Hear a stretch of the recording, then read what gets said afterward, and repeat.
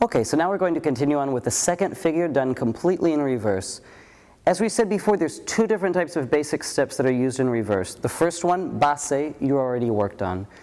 There is a second basic step that is used only exclusively when you are going to do figures in reverse. The way Antonio taught it was that there was one basic step that you use between the figures, which is Base, that we worked on before, and then there's a second figure that you use that has the cross of the woman, that from there, that's the basic step from which later you will add different figures that we'll be working on in other videos, okay? So we're going to start immediately with this here.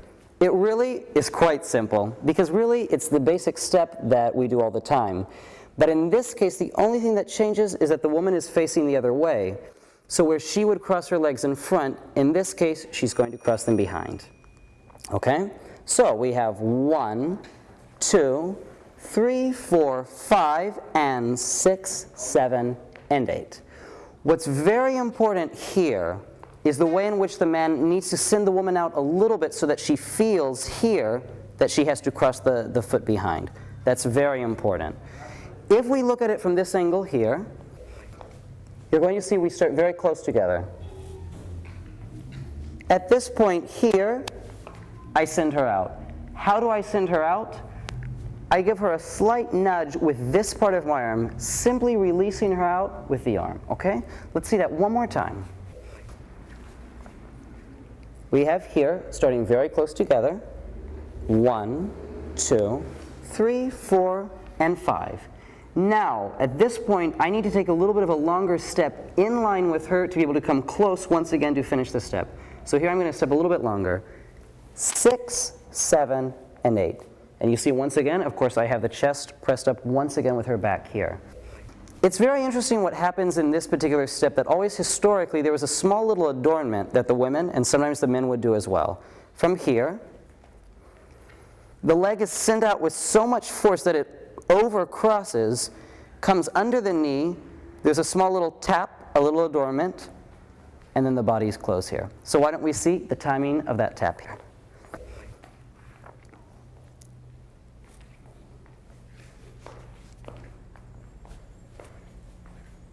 And there we go, the básico para figuras.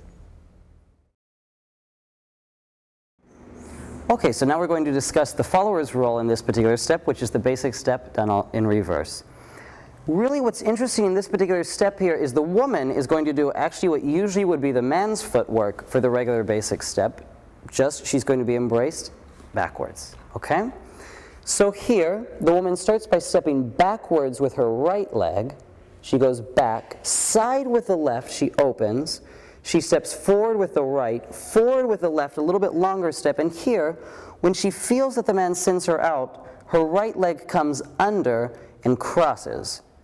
She has her small little adornment, the pico, and here she steps forward, side, and she closes.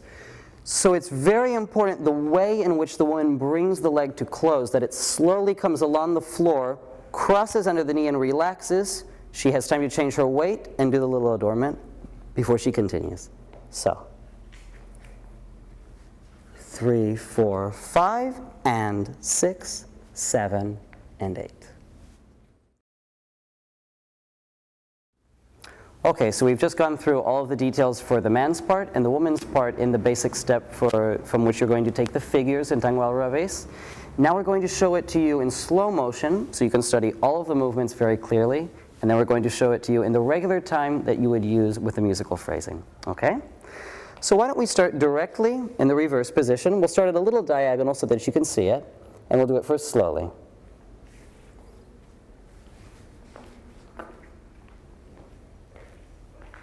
Now we'll show it from another angle, and we'll do it real time. 1, 2, 3, 4, 5, and 6, 7, and 8. And there we go.